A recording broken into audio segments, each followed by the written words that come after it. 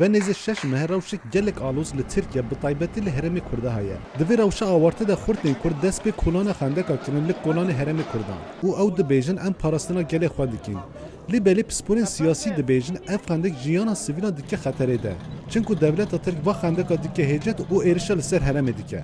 و هفته پارلمانتری HDP عثمان بایدمیر و هشیار اوسوی بو هفدیتنا سردان واشنگتن کردن و به جواکا کرد کنفرانس پیکانی و پرسن رونجوان کنفرانس برسوان بریز بایدمیر دبیجه دولت ترک تر رینه هلشتش مره.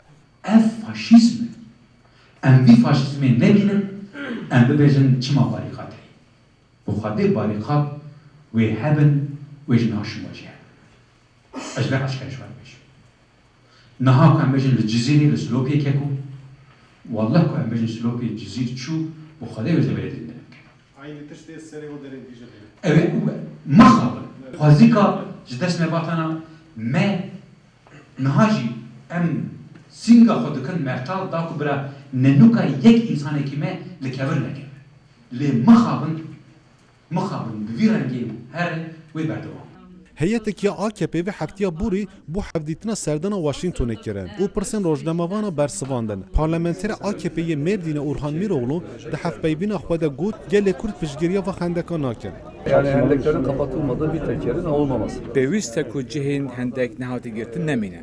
Kêm jî be em dizanin hendek li hin de deran hatiye kolîn, belê nevek cizîrê û niseybînê. Em tedbîra hilgirîn da ku rewş xerab nebe. Em baş dizanin ku gelê Herêmê piştgiriya wan hendekan nakin û helwesta xwe jî bi koçberiyê diyar dikin. Kesên ku piştgiriya PKK jî dikin û zarokê wan di nav PKK de ne li dijî hendekan in. پشتی کلان خندقان و ایرشین هیزن ترک گله کسین خواجهی جهوار خوا بردن و کجبر بونه. گوره کمالیا کجبریا ترکیه حتی نها زیدتر 300,000 کسا جهوار خوا بردن و کجبر بونه. چاودارن هرمی دبیجن اف خندق گله کردکین آرمانجا هیزن ترک. از هنجبر پاکخی درافم از هنجبر دولتی درافم. پاکخی هات بر دوی دریه من ماین خسنی و دولتی جی هاتن تقاندن. زن هاتن تقاندن مالا مخانیه می olduğu gibi korunuştu. پارلمانتر HDP هشیار اوسوی دبیجه دوی چارەسەریya و خندقان بره و مذاکره بدیتن. هندکارن رخنه لسر خندقا بین زمان لی هفوکا سیاست خندقا نه هفوکا کراسته. وک HDP ام نکارن گارانتی بدن وان خورتان اگر او خندقا پر بکن ناهنه کشتن. دولت ترک دبیجه حتی خندق هنه ایرشمنی بردوام بن.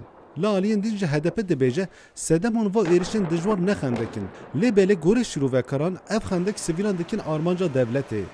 مصطفی جار دنگ امریکا.